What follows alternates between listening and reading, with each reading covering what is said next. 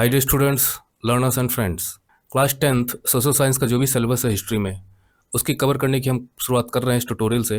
ये notes tutorial होंगे, लेकिन चैप्टर का पढ़ना बहुत ज़्यादा जरूरी है जो टेक्स्ट मैटर आपकी बुक में दिया है, क्योंकि कुछ भी क्वेश्चन बाहर का नहीं आता। सब का सब उसी टेक्स्ट मैटर पे बेस्ड आता है। लोग यहाँ वहाँ भटकते हैं, नोट्स के चक्कर में पढ़ते हैं और बाद में उन्हें ठीक से समझ नहीं पाते। 100% मार्क्स मिलते हैं इसमें। और सीक्वेंस में ट्यूटोरियल्स को वॉच करिए। सबका वीडियो डिस्क्रिप्शन में आपको लिंक मिला करेगा। चैप्टर की शुरुआत होती है फ्रेडरिक सरोयो की पेंटिंग से। फ्रेडरिक सरोयो एक फ्रेंच आर्टिस्ट थे। उन्होंने पेंटिंग सीरीज बनाई थी जिसमें 4 पेंटिंग थी, जिसमें उन्होंने डेमोक्रेटिक एंड सोशल रिपब्लिक्स का अपना जो ड्रीम है, जिसे यूटोपिया कहा गया आपकी बुक में, उसे शो किया था कि आगे वाले समय में जो वर्ल्ड है या जो पार्ट्स ऑफ यूरोप के जो डिफरेंट नेशंस हैं उनका क्या रूप होगा, क्या चेंजेस उनमें आएंगे, वो डेमोक्रेटिक और सोशल रिपब्लिक्स बन चुके होंगे। ये उनका विजुअलाइजेशन था। फर्स्ट प्रिंट आपके सिलेबस में दी गई है बुक में, और उसमें यूरोप और अमेरिका के लोग मार्च करते हुए चले जा रहे हैं। उसमें हर एज और हर क्लास के लोग हैं, और स्टैचू ऑफ लिबर्टी भी है जिसको वो होमेज पे कर रहे हैं।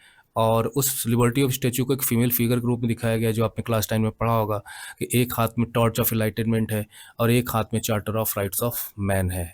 मैं फिर से आपको याद दिला दूं कि इसका जो एक्सप्लेनेशन आपको चाहिए, डिटेल्ड एक्सप्लेनेशन चाहिए, है ना, जो आपका टेक्स्ट मैटर बुक में दिया गया है, वो पूरा पूरा टेक्स्ट मैटर हमने line by line with a lot of explanation already हमने बनाया हुआ है। आपको बस इतना सर्च करना है, the rise of nationalism chapter explanation by Ajit sir, आपको मिल जाएगा। नहीं तो वीडियो डिस्क्रिप्शन में पूरी लिस्ट दी गई है, वहाँ से उठा सकते हैं। नहीं, आप हमसे भी कॉन्टेक्ट कर सकते हैं। यहाँ हम सिर्फ और सिर्फ जो नोट पॉइंट्स हैं हम उन्हें उठा रहे हैं और शॉर्ट में आपको एक रिवीजन के तौर पे दे रहे हैं। इसके अलावा जो एब्सोल्यूटिस्ट इंस्टीट्यूशंस थे, मतलब अनकंट्रोल्ड मनमानी चलाने वाले जो इंस्टीट्यूशन थे, जिसमें यहाँ पे इशारा सबसे पहले जो है वो है मोनार्की की तरफ है। एब्सोल्यूटिस्ट मोनार्की, निरंकुश राजसत्ता और डेस्पोटिक मोनार्की भी आप कह सकते हैं।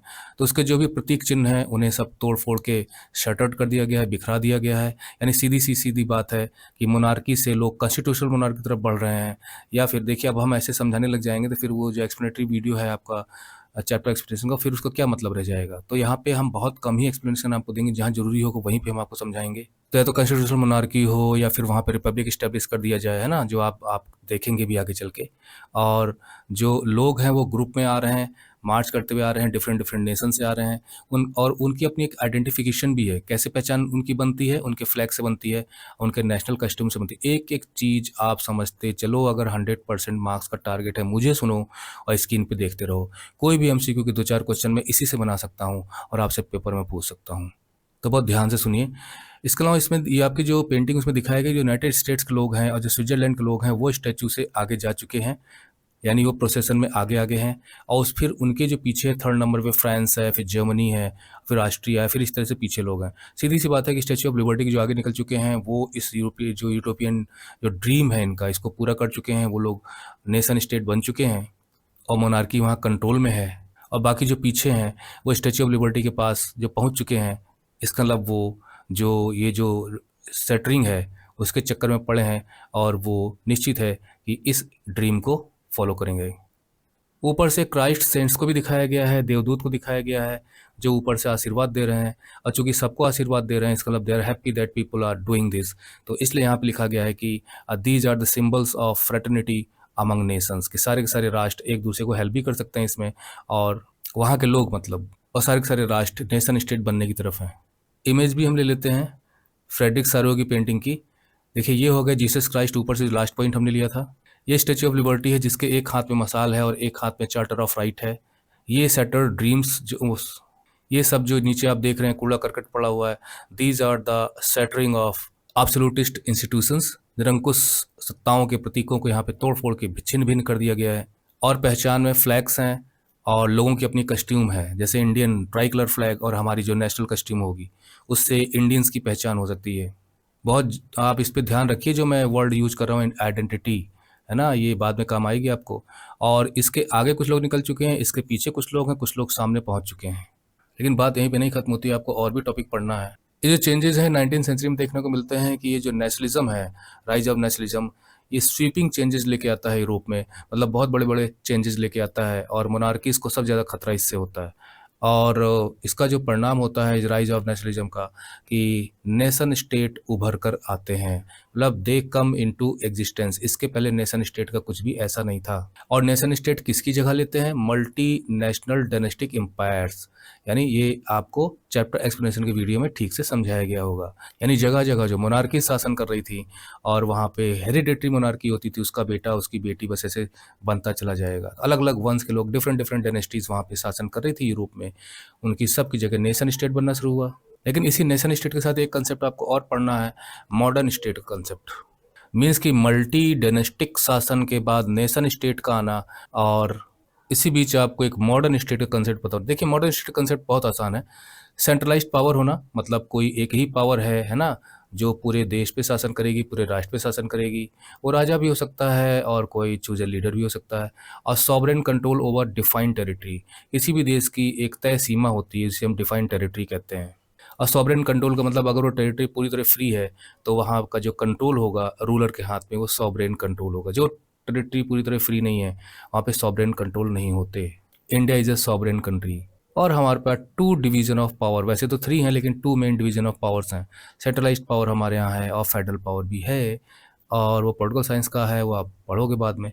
नेशन स्टेट के बारे में हम कहें तो इसमें क्या होता है, देखिए नेशन स्टेट जब भी आपको समझना हो तो सीधी सीधी बात है कि नेशन स्टेट में आपको डिफरेंस पता होना चाहिए, जो मैं आगे आपको बताऊंगा। लेकिन इसका एक कॉमन पार्ट है, वो है कॉमन आइडेंटिटी। आपको बिल्कुल भी नहीं भूलना है, ठीक है। लोग आपस में कोई ना कोई साझा पहचान डेवलप कर लेते हैं, मतलब they develop a sense of common identity. और उस कॉमन आइडेंटिटी का आधार हिस्ट्री भी हो सकती है और उनका डिसेंट भी हो सकता है। उनकी डिफरेंट कल्चर्स के डिफरेंट आइटम्स है, जैसे लैंग्वेज है, रिलीजन है, कुछ भी हो सकता है। तो नेशन स्टेट लोग आपस में साझा पहचान के आधार पर स्ट्रगल करके बना लेते हैं। और ये जो कॉमन आइडेंटिटी है, यानी लोगों का आपस में कॉमननेस फील करना, यार हम भी, अरे हम भी आप जैसे, हम भी आप जैसे, हम भी आप जैसे, ये जो कॉमननेस की भावना आती है ना, फोर्स्ड, मतलब ये पहले से नहीं थी, इसे बनाया गया, तैयार किया गया स्ट्रगल्स के जरिए और लीडर्स के एक्शंस के जरिए। और कॉमन पीपल ने भी इसमें बहुत बड़ी भूमिका निभाई, क्योंकि जनरल रिवोल्यूशंस में कॉमन पीपल साथ देते थे। लेकिन नेशन स्टेट का फॉर्मेशन से भी रिलेटेड टॉपिक आपको पढ़ना है कि इसमें 19th सेंचुरी के यूरोप में अगर नेशन स्टेट बनकर उभरते हैं तो उसमें डिफरेंट डिफरेंट प्रोसीजर्स का यूज हुआ था, मतलब डिफरेंट रेवोल्यूशंस भी थे, आर्मी ने भी अपना रोल किया था। और ब्रिटेन का तो एकदम अलग ही केस है जो आप पढ़ोगे आगे चल के, जहाँ पे लॉज का सहारा लिया गया।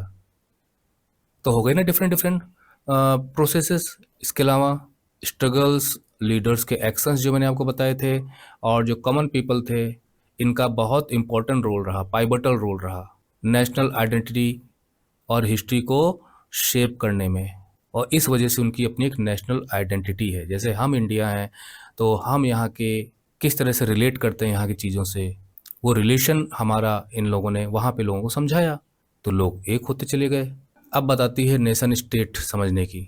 देखिए नेशन स्टेट की को हम एक डिफाइंड टेरिटरी के रूप में कह सकते हैं, जहाँ पे लोग रहते हैं और वो अपनी एक कॉमन आइडेंटिटी शेयर करते हैं, लैंग्वेज के आधार पे, रिलीजन के आधार पे, हिस्ट्री के आधार पे, डिसेंट के आधार पे, और इस तरह से। अभी मान लीजिए उदाहरण के लिए, अब यहाँ पे इसकी गुंजाइश नहीं क्योंकि ट्यूटोरियल्स पॉइंट हैं ये नोट्स के, फिर भी नेपाली हैं, नेपालियों को अगर आपको पहचानने के लिए कहा जाए बहुत आसानी से आप पहचान लेंगे। तो पहचान क्या है? एक आइडेंटिटी है। और एक नेपाली दूसरे नेपाली को अपने भाई ही मानेगा, अपने आप को बहुत अच्छे से रिलेट कर लेगा। इसी प्रकार से सिख हैं, है ना, ऐसे डिफरेंट एग्जाम्पल्स हैं। नेशन स्टेट की एक परिभाषा यूनेस्को में दी गई है, ये मैं आपके बोनस पॉइंट के रूप में यहाँ पे दे रहा हूँ कि आप इसे लिख सकते हैं अगर पूछा जाए तो। लेकिन आता नहीं, कभी इस तरह क्वेश्चन आया नहीं है। The nation state is one where the great majority, जहाँ पे ज़्यादा से ज़्यादा लोग वो अपनी कॉमन आइडेंटिटी को लेके कॉन्शस हैं, मतलब उसके बारे में सजग हैं, उसके बारे में सोचते हैं, उसे महत्व देते हैं, और सेम कल्चर को वो शेयर भी करते हैं। ये वहाँ की डेफिनेशन है। पंजाबी, मद्रासी, गुजराती, मराठी, इनको आप आइडेंटिफाई कर सकते हैं, लेकिन सबको इकट्ठा करके आप इंडियन आइडेंटिटी में बांध सकते हैं। Different identities can be put under a bigger identity. चलिए आगे चलते हैं। और नेशन स्टेट है, देखिए स्टेट का मतलब क्या होता है? सीधा सीधा राज्य। ये एक पॉलिटिकल यूनिट है, एंटिटी है, और यहाँ पे टेरिटोरियल एरिया होता है, लोग यहाँ रहते हैं, और सॉवरेंटी होती है, एक्सटर्नल भी इंटरनल भी, मतलब देश के लिए कानून बनाए जा सकते हैं। और एक्सटर्नल मतलब है कि एक देश, यानी जो जिसकी हम बात करें, जो स्टेट है, वो दूसरे स्टेट से अपने संबंध बना सकता है, अपनी विदेश नीति बना सकता है, डिफरेंट कॉन्टेक्ट्स कर सकता है, तो वो सिर्फ सॉवरेन ही कर सकता है। जैसे उदाहरण हम चाइना का लें, तो चाइना के अंतर्गत हांगकांग है, लेकिन वो सॉवरेन नहीं है, वो चाइना के अधीन है, लेकिन फिर भी वहाँ पे काफ़ी कुछ ऑटोनोमस चीज़ें चलती रहती है, ऐसा लगता है जैसे हांगकांग एक डिफरेंट कंट्री है, बट नो। तो स्टेट चाइना होगा, ये नहीं होगा। और यहाँ पे एक लेजिटिमेट गवर्नमेंट होती है, मतलब चुनी हुई सरकार, जिसे हम कह सकते हैं कि वहाँ के संविधान या वहाँ के रूल्स के मुताबिक जो गवर्नमेंट बनेगी, लेजिटिमेट गवर्नमेंट बनेगी, और उसको रूलिंग करने की पावर होती है। नेशन में क्या होता है कि स्टेट तो होता ही होता है, लेकिन नेशन यानी कि राष्ट्र, ये एक फीलिंग से रिलेटेड मैटर है। और फीलिंग्स बाउंड्री को नहीं देखती हैं, मतलब the feeling of nationalism can go beyond the physical boundary. America में रहने वाले लोग अगर वो भारतीय हैं, तो अमेरिका में रहते हुए भी निश्चित है कि वो भारत से अपने आप को कनेक्टेड फील करेंगे, भारत के प्रति राष्ट्र प्रेम उनका रहेगा। लेकिन नेशन में जो मोस्ट इंपॉर्टेंट पॉइंट है वो ये है कि it refers to people bound by common identity. इसमें लोग एक कॉमन आइडेंटिटी में बंधे होते हैं। वो कॉमन आइडेंटिटी का आधार शेयर्ड हिस्ट्री भी हो सकता है, यार हमारे सबके पूर्वज तो एक ही थे, हम लोग की धरतीगत इतिहास एक ही है। और कॉमन लैंग्वेज के आधार पे भी जुड़ सकते हैं, तमिल भाषा के आधार पे, तेलुगु भाषा के आधार पे। अब देखिए हमारे जो डिफरेंट स्टेट्स बने हैं, आंध्र प्रदेश, तमिलनाडु, कर्नाटका, ये सब इसी लैंग्वेज के आधार पे तो बना दिए गए। और इतनी सिटी भी होती है, जैसे मैंने आपको नेपाली का उदाहरण दिया, मणिपुरी है, असमिया है, मिज़ो लोग हैं, इनकी अपनी खुद की भी पहचान है। और हमारे पूर्वज एक हैं, तो हम उससे भी अपने आप को कनेक्ट कर सकते हैं। और नेशन बनता है जब आपके अंदर एक फीलिंग ऑफ कॉमननेस है और एक इमोशनल अटैचमेंट उसके साथ होता है। तो स्टेट के साथ जब ये चीज़ें जुड़ जाती हैं, तो वो एक नेशन स्टेट बन जाता है। और आगे हम चल के देखेंगे कि नेशन स्टेट बने। नर्सरी में पूछा जाए तो छोटे में समझा सकते हैं, हालांकि जो हमारे जो नोट्स का मटेरियल है उसमें मैंने डिटेल में एक अपनी तरफ से उसको समझाया है कि identifying with one's own nation, जब अपने राष्ट्र से आप जोड़ के चलते हो और उसके किसी भी हित को प्रमोट करते हो, सपोर्ट करते हो। लेकिन नेशनलिज्म डिफरेंट डिफरेंट रूप में नज़र आ सकता है, can manifest differently in different, अलग अलग मामलों में अलग अलग तरीके से हम उसे देख सकते हैं, अलग अलग सिचुएशंस में। तो नेशनलिज्म का कोई एक फॉर्मेट नहीं होता। वो जब हम चैप्टर पढ़ते पढ़ते लास्ट में पहुंचेंगे तो ये चीज़ वहाँ दोबारा डिस्कस होगी। तो इसमें बस इतना ही। अगले ट्यूटोरियल में हम French revolution the idea of the nation को पिकअप करेंगे। Till then, bye bye, study well and take care.